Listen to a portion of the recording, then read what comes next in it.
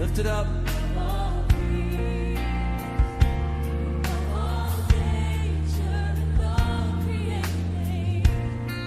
With all wisdom.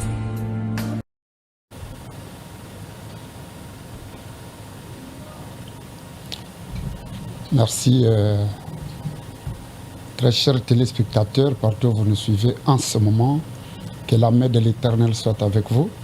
Nous sommes heureux de vous retrouver après notre grande mission d'évangélisation à l'intérieur, parce que la mission consiste à aller partout, selon Matthieu 24, 14. Et nous avons été très loin dans les grands Bandundu, à Kikwit et à Keng et partout là-bas. Que Dieu bénisse ces fils qui ont vu sa main de l'autre côté. Nous pensons que ce même Dieu-là, qui vous a protégé, qui nous a protégés pendant 4 mois, et nous entrons au 5e mois de cette année, il sera avec vous, il vous fera du bien. Mais la Bible dit, vous connaîtrez la vérité et la vérité vous affranchira. Soyez bénis partout où vous nous suivez. Partagez ces émissions. Appelez les autres pour qu'ils suivent avec vous. Parce que au commencement, c'était la parole. La parole était avec Dieu. La parole était Dieu au commencement. Genèse 1er, jusqu'à 2, c'est au commencement, c'est la parole. Jean 1er jusqu'à 5. Celui qui aime la parole de Dieu, qui trouve la parole de Dieu, est déjà au commencement de quelque chose. Et pour l'instant là, c'est le commencement de quelque chose. C'est le commencement de la remontée, c'est le commencement du bien. Eh bien, pour aujourd'hui, à ce 5e mois, nous avons les mois de mai. Nous voulons parler de comment voir la main puissante de Dieu, parce que c'est le mois de mai. Et nous parlons de la main de Dieu. Comment voir la main puissante de Dieu dans nos vies. Voilà. Beaucoup de gens se demandent si Dieu existe encore. Beaucoup de gens quittent la voie de Dieu, vont chercher d'autres dieux, chercher des bénédictions ailleurs. Mais les fondements de la remontée, le 5e fondement de la remontée, c'est la main de Dieu. La main de Dieu est à la base de beaucoup de choses, même ta propre main. Nous allons parler beaucoup du pouvoir de la main, en commençant par la main de Dieu, pouvoir de la main pour voir la puissance, pour avoir la remontée et des grandes choses.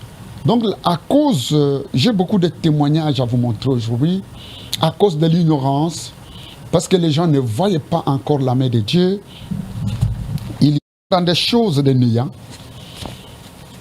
Ça, c'est tout un colis, vous voyez, en couleur rouge. Des gens qui sont devenus fous, des gens qui sont allés chercher la puissance, l'élévation ailleurs, alors que la main de Dieu est là. Ésaïe 59, 1er jusqu'à 4, Ésaïe 59, 1er jusqu'à 4, dit non. Le prophète Ésaïe, lorsque le prophète Ésaïe priait, demandait à Dieu pourquoi son peuple s'égare partout, aller chercher d'autres dieux, aller dans les cimetières, aller chercher le pouvoir ailleurs. Ésaïe dit non, que toi qui es là, tu dises non. La main de Dieu n'est pas courte, son oreille n'est pas sourde, Dieu n'abandonne pas. Mais il y a des choses qui nous séparent, qui ne permettent pas que Dieu nous réponde, que nous puissions voir le Dieu qui a fait des choses, le Dieu qui a protégé Daniel dans la fosse au lion. Même si tu as des gens qui sont contre toi, tu as des gens qui te bloquent, tu as des gens qui te menacent, mais la main de Dieu va te sauver. Daniel était dans la fosse au lion. Plusieurs lions étaient là, mais aucun ne l'a touché, ne l'a dévoré contre la pensée de ses ennemis. Et c'est la main de Dieu qui travaillait. Shadrach et Meshach et Abednego étaient plongés dans les lacs de feu. Même si tu es dans un quartier où il n'y a que des sorciers, il n'y a que des bandits, la main de Dieu n'est pas courte. Elle peut te sauver. La main de Dieu est une puissance La main de Dieu est une grandeur de Dieu. C'est cette main-là qui a fait sortir son peuple de l'Égypte. Exode 6 premier. Dieu dit à Moïse, c'est par ma main puissante que je bloquerai l'armée de Pharaon. C'est par ma main puissante que je vais anéantir tous les ennemis et mon peuple sortira au temps fixé. La main de Dieu, Job dit que c'est sa main qui guérit. Job a eu des problèmes sévères, mais sa main, la main de Dieu l'a guéri, selon Job 5, 15, 18. Par ignorance, à cause de nos crimes, à cause de notre raisonnement, nous ne voyons pas la main de Dieu. C'est Dieu qui t'a créé. C'est Dieu qui t'a façonné depuis le ventre de ta mère. La forme que tu as là, c'est Dieu qui te l'a donnée. Tu es l'ouvrage de ses mains. Et tu as une destinée. Parce que Dieu fait chaque chose pour un but. Tu n'es pas un produit du hasard. Tu n'es pas une génération spontanée. Mais c'est à cause de manque de connaissances. Osée 4, 6, mon peuple périt faute de connaissances, que les gens sont dans l'égarement. Et pour ne pas s'attacher à Dieu, voici ce que les gens, quand nous sommes allés prêcher, voici des choses qui sont sorties. Voilà. Ça c'est, regardez ceci. C'est le produit de la pensée de l'homme, c'est la magie. Les gens qui vont chercher la main de Satan pour avancer dans leurs affaires. Et cet homme est allé chercher chez le diable. Voyez tel qu'on a créé ça. Avec la boîte qu'il y a ici. Beaucoup de produits là-bas. Et c'est toujours en couleur rouge. Le sang. Et on commençait à lui demander, il a eu de l'argent, il a eu des maisons. Oui, l'or et l'argent appartiennent à Dieu. Mais c'est la bénédiction de l'Éternel qui enrichit. Il ne s'est fait suivre d'aucun chagrin. Et cette personne est allée chercher la main de Satan, qui commençait à travailler dans sa vie, à le bénir. À la fin, il est devenu troublé, il est devenu fou. Vous aurez des émissions plus élaborées où nous allons vous montrer les témoignages de ces personnes-là. Voilà, tous ces petits trucs-là, ça c'est le monde de Satan. Et sur la tête, on a mis l'épingle. C'est que toi, Dieu, il te bénit, il te donne dans les mains ici, il y a des boîtes pour te donner de l'argent, mais ta tête est déjà épinglée à quelque chose. Et cette personne a compris que la main de Satan ne dit rien. Elle est venue jeter ceci et Dieu l'a guéri. La main de Dieu l'a touché. Il est complètement délivré. Voilà. Toujours dans le même ordre d'idée. Voilà. Ici, c'est toute une boîte de produits. Des produits qu'il lui faut jeter pour voir la richesse, pour avoir la renommée. Parce que les gens pensent que Dieu ne travaille pas. Pourquoi aller chercher ailleurs? Satan ne t'a pas créé, c'est Dieu qui t'a créé. Ces gens sont venus déposer leurs produits. L'autre a caché ceci, voilà. Il portait ça chaque jour sur sa hanche pour gagner de l'argent, pour être aimé par son mari, pour être aimé par le patron. Voilà là où l'ignorance a amené les peuples de Dieu. Je m'excuse. Et ici, vous avez, voilà, le bracelet. J'ai beaucoup de choses à vous montrer. Ça, c'est le bracelet. Toutes ces choses-là sont en train de bloquer la gloire de Dieu. L'homme est allé plus loin. Et je viens ici vous dire que Dieu existe et que tu n'as pas besoin d'aller chercher ailleurs. L'autre, on lui a donné seulement ce petit sac en rouge pour qu'il y mette quelque chose et demain qu'il trouve plein d'argent. Et il est devenu presque fou. Ces choses ici, on les appelle les choses du néant. Ce sont les choses du néant qui ne nous permettent pas de voir la main de Dieu. Et Dieu dit, revenez à moi, je reviendrai à vous. Le peuple de Dieu est allé dans la servitude pendant 4 siècles. Le diable vient tromper. Le diable est un menteur. Or, il n'a que 3 missions. Jean 10, 10. Le diable ne veut que pour te voler ton esprit. Il va te détruire par des pratiques charnelles. Oui, le diable peut t'élever, il peut te donner un travail. Mais à la fin, c'est la malédiction. Détruire et tuer, comme ces personnes. Alors, comment voir la main de Dieu? Il faut régler. Il faut se réconcilier avec Dieu. Il faut revenir à Dieu comme l'enfant prodigue, l'enfant égaré qui a fui son père. Dans Luc, chapitre 15, verset 11 jusqu'à 24. Cet enfant-là a fui son père. Il est allé vers un pays lointain. Nous sommes au temps de la fin. Beaucoup de gens, par souci de la gloire, par souci de la grandeur, ils vont chercher ailleurs. Or, la main de Dieu est là. La main qui a guéri Job. La main qui a tiré après 4 jours Lazare de la tombe. Cette main-là, si tu reviens à Dieu, tu verras sa main. Et surtout que nous venons de terminer 4 mois.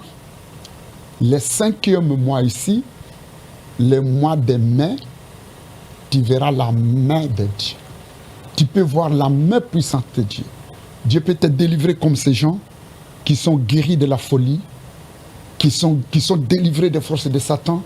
Ils les ont amenés comme dans Acte 19 jusqu'à 20.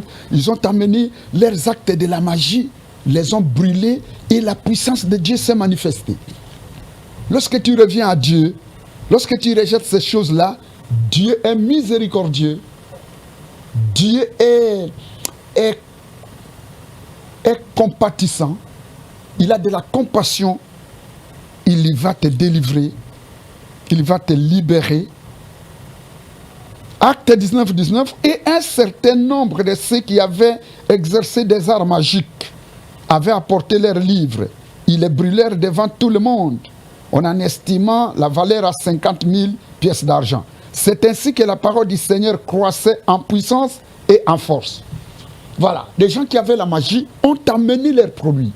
Comment verras-tu la main de Dieu pendant que tu mélanges Dieu avec l'occultisme? Tu as des puissances magiques dans ta valise. Tu pries Dieu, c'est vrai, mais tu as encore des gris-gris. Enlève cela, tu verras la main de Dieu. Après 4 siècles, Genèse, c'est le temps de Dieu, le temps de rafraîchissement. Le plus grand secret pour voir la main de Dieu, un des secrets, c'est la connaissance du temps. Il faut connaître le temps. Ici, dans la Bible, nous avons le 5e enfant, nous sommes au 5e mois, le 5e enfant de Léa. Parce que Jacob avait 4 femmes qui ont mis avec lui beaucoup d'enfants. Mais Léa, qui était la première femme, a mis 6 enfants avec Jacob. Le premier, c'est Ruben. Après Ruben, vous avez Siméon, Lévi, Judas. Et le 5e enfant de Jacob, dans la lignée de Léa, s'appelle Issachar. Issachar avait la connaissance du temps. À ce 5e mois, donc quand tu lis dans 1 Chronique, chapitre 12, verset 32, 1 Chronique, chapitre 12, verset 32, Issachar, 5e enfant de Jacob, avait la connaissance du temps. À ce 5e mois, toi qui connais le temps, toi qui sais discerner le temps, tu verras la main de Dieu, le temps. Parce que chaque chose a son temps. Ecclésiaste 3, 1er jusqu'à 4. Même dans les choses du monde, il y a des temps de la semence. Il y a des temps pour la moisson. Il y a des temps où les fruits produisent. Il y a des temps où les arbres produisent. Il y a des temps de la pêche. Et également dans les choses de Dieu, il faut être comme le fils d'Issachar, connaître le temps. Pour que les enfants d'Israël voient la main de Dieu et sortent de la servitude, Dieu a fixé un temps. Genèse 15, 13 jusqu'à 15, il dit à Abraham, tes enfants iront esclaves dans un pays étranger. On les asservira pendant 4 siècles. Après 4 siècles, le début du 5e siècle, alors ça sera leur libération. Il en est de même de la vie de Moïse dans la maison de Pharaon. 40 ans. Après 40 ans, il est sorti. Et il voulait libérer le peuple. 4 siècles, 40 ans. Jésus est allé à la montagne. Luc 4, 1er jusqu'à 12. Pendant 40 jours. Après 40 jours, c'était le temps. Il a quitté là-bas plein de la renommée. La main de Dieu était sur lui. Il a fait beaucoup de miracles. Alors, après 4 mois, si tu es fils d'Isaacar, après 4 mois, le 5e mois ici, qui commence, c'est le mois où tu dois voir la main de Dieu dans ta vie. Mais pour que tu vois cette main de Dieu, tu connais le temps et tu dois te débarrasser des choses du néant. Tu dois te débarrasser des œuvres des ténèbres comme ces gens et tu auras la bonne bénédiction. Tout celui qui va rejeter ces produits. Nous ne sommes pas allés avec un policier pour dire aux gens, ouvrez vos valises. C'était tout simplement la foi, la connaissance du temps. Chaque chose a son... Est-ce qu'on tombe sans revenir? Le fils prodigue est revenu. Beaucoup de gens sont troublés à cause de ces choses. Les choses des mensonges, des faux prophètes, des faux gris-gris. Lui-même n'a rien, mais il vous dit, vous verrez la puissance de Dieu, vous verrez la main de Dieu. Ils prennent le nom de Dieu, mais en réalité, ce n'est pas Dieu, ce sont d'autres histoires. Bien-aimés dans les Seigneurs, ce message que je vous apporte, c'est un message qui vous fera voir la main de Dieu. Jésus a pleuré sur Jérusalem, dans Luc 19, à partir de 42, vous descendez. Jésus a pleuré parce que Jérusalem n'a pas connu le temps de la visitation. Les mois de mai, c'est les mois où tu dois sortir, tu dois te débarrasser des fétiches, des histoires charnelles, toi qui cites le nom de Dieu, toi qui es élu de Dieu. Vous avez parlé beaucoup de Pâques, de ceci, c'est la sortie. Après 4 mois de l'année, ce 5e mois est le début de la destinée pour les enfants de Dieu. Tout celui qui va s'attacher, qui comprend ce temps, il verra la main de Dieu dans ses affaires, dans son mariage, dans son travail. C'est Dieu qui élève, c'est Dieu qui abaisse. La main de Dieu combattra pour toi. La main de Dieu détruira tes ennemis. Tu n'as pas le droit de chercher des morceaux d'arbres, des fétiches, de ceci pour protéger ton bureau. Oh, l'Afrique. Mais il n'y a pas seulement que l'Afrique, un peu partout. C'est gris-gris et ces choses, la main de Dieu n'est pas courte. Dieu peut faire la même chose avec toi, comme il a fait avec Daniel. Dieu peut faire la même chose avec toi, comme il a fait avec Abednego Shadrach, comme il a fait avec Moïse en Égypte. Mais ce sont ces choses, ce sont ces crimes. Lazare était dans la tombe pendant 4 jours. Après 4 jours, il est sorti. Parce qu'il a entendu la voix, la parole de Dieu. Et la main de Dieu est allée jusque dans la tombe, tirer Lazare. Même si on t'a enterré par ta famille, même si les prophètes t'ont dit, on t'a bloqué, on a bloqué tes affaires, je te dis, la main de Dieu est plus puissante que ces mains de Satan-là. La main de celui qui t'a créé, tu es l'ouvrage de Dieu, elle est plus puissante que toutes choses. Jésus a dit à Marthe et Marie, ne craignez rien, croyez seulement. Si vous croyez, vous verrez la gloire de Dieu.